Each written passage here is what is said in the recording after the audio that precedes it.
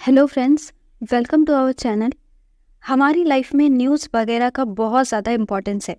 इससे हम काफ़ी ज़्यादा अपडेटेड रहते हैं कि कहाँ क्या हो रहा है।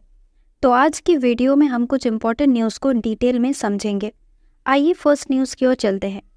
हाल ही में जम्मू कश्मीर और हरियाणा में इलेक्शंस आयोजित किया गया।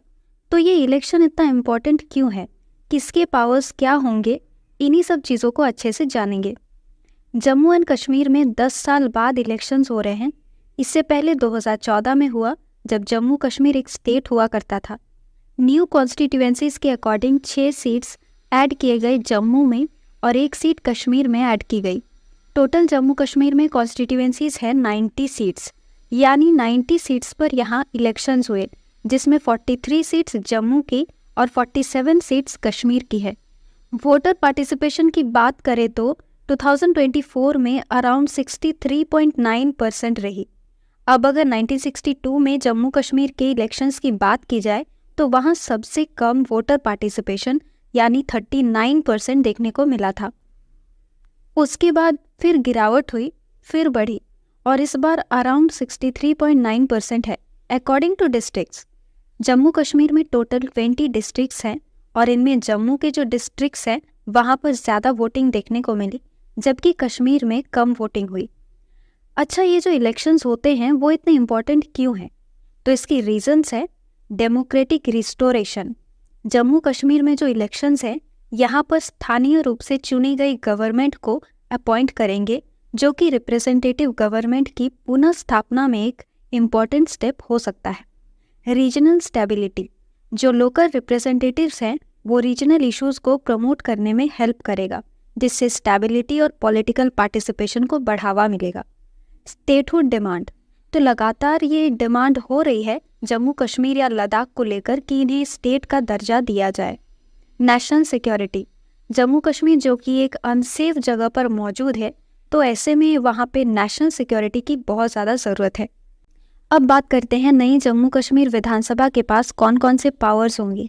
तो वो पावर्स हैं limited legislative powers, influence on regional issues, financial control and policy making. आगे बढ़ते हैं नेक्स्ट न्यूज़ की ओर।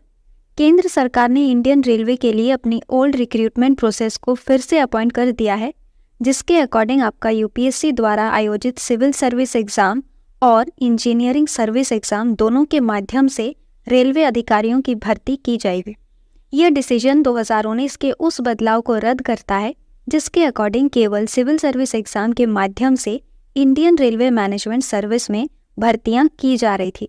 यूपीएससी को इन्फॉर्म किया गया कि 225 पोस्ट की भर्ती करना चाहता है आईआरएमएस के अकॉर्डिंग, जिसमें सिविल इंजीनियरिंग में 75 पोस्ट, मैकेनिकल में 40, इलेक्ट्रिकल में 50, सिग्नल एंड टेलीकम्युनिकेशंस में 40 और स्टोर्स में 20 पोस्ट हैं।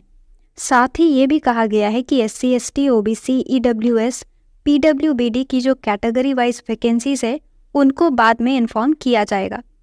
2019 की बात करें तो इंडियन रेलवे में 8 ग्रुप ए सर्विसेज के लिए इंजीनियर्स की भर्ती यूपीएससी द्वारा इंजीनियरिंग सर्विस एग्जाम के माध्यम से की जाती थी, जबकि ट्रैफिक अकाउंट्स के लिए नॉन टेक्निकल सर्विस को सिविल सर्विस एग्जाम द्वारा शामिल किया गया था। 2019 के बाद इस प्रोसेस को बंद कर दिया गया और सीएसई के अकॉर्डिंग भर्ती के साथ आईआरएमएस नाम एक सर्विस का गठन किया गया। इस चेंज का उद्देश्य क्या है? तो इसका उद्देश्य डिपार्टमेंटलिज्म को खत्म करना, रेलवे के स्मूथ वर्क और डिसीजन मेकिंग को बढ़ावा देना था। इसके बाद है according to recent news, Malabar 2024 exercise का आयोजन 8 अक्टूबर से विशाखापट्टनम में भारत द्वारा किया जाएगा। इसमें क्वाड ग्रुप के 4 देश शामिल होंगे, इंडिया, अमेरिका, जापान, ऑस्ट्रेलिया। ये जो एक्सरसाइज है वो इंडिया के लिए इम्पॉर्टेंट है क्योंकि यह 4 देशों की नेवीज के बीच कोऑपरेशन, स्ट्रैटेजिक अंडरस्टैंडिंग और मैरीटाइम सिक्योरिटी को बढ़ावा देता है। चलिए अब मालाबार एक्सरसाइज की हिस्ट्री के बारे में थोड़ा डिस्कशन हो जाए। इसकी शुरुआत 1992 में इंडिया और अमेरिका के बीच एक बायलैटरल एक्सरसाइज के रूप में हुई थी। 2015 में जापान भी इसमें शामिल हो गया, जिससे यह ट्राइलेटरल एक्सरसाइज बन गया। इसके बाद 2020 में ऑस्ट्रेलिया के शामिल होने से यह एक्सरसाइज क्वाड ग्रुप के 4 देशों का जॉइंट मिलिट्री एक्सरसाइज बन गया। इसके इम्पोर्टेंस की बात की जाए तो क्वाड देशों के बीच मैरीटाइम सिक्योरिटी और स्ट्रैटेजिक स्टेबिलिटी को इंश्योर करना, चारों देशों की नेवीज के बीच स्ट्रैटेजिक डिस्कशन और बेटर कोऑर्डिनेशन स्थापित करने के लिए ये एक्सरसाइज इम्पॉर्टेंट है। अगली न्यूज़ है, इतिहास में पहली बार अटलांटिक महासागर में एक साथ 3 हरिकेन एक्टिव हुए हैं। इन तीनों के नाम है मिल्टन, किर्क और लेस्ली। हरिकेन मिल्टन जो है वो करेंटली फ्लोरिडा की ओर बढ़ रहा है और ये लोकल वेदर में इम्पॉर्टेंट चेंजेस ला सकता है। हरिकेन किर्क प्रेजेंट में अटलांटिक महासागर में एक्टिव है। इसके साथ ही हरिकेन लेस्ली भी अटलांटिक महासागर में एक्टिव है। अब जानते हैं हरिकेन के बारे में।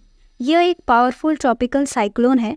ये समुद्र के गर्म पानी में बनते हैं जहां टेम्परेचर 26.5 डिग्री सेल्सियस से ज़्यादा होता है।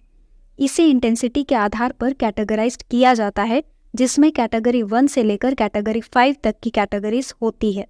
साथ ही इनमें से कैटेगरी 5 सबसे पावरफुल होती है, जिसमें हवाएं 157 माइल्स पर आवर से ज़्यादा होती है। यह भारी बारिश, फ्लड और तेज़ हवाएं पैदा कर सकते हैं जो लोकल एरियाज में एक्सटेंसिव डैमेज पहुंचा सकता है। क्लाइमेट चेंज के कारण समुद्र का तापमान बढ़ रहा है, जो इनके नंबर और इंटेंसिटी को इफेक्ट कर रहा है।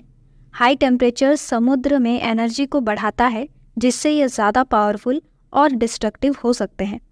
तो ये थी हमारी आज की इम्पोर्टेंट न्यूज़। ऐसे ही और न्यूज़ के साथ हम नेक्स्ट वीडियो में आपसे मिलते हैं। अगर आपको ये सारी न्यूज़ नॉलेजेबल लगी हो तो हमारे चैनल को सब्सक्राइब और वीडियो को लाइक शेयर ज़रूर करें।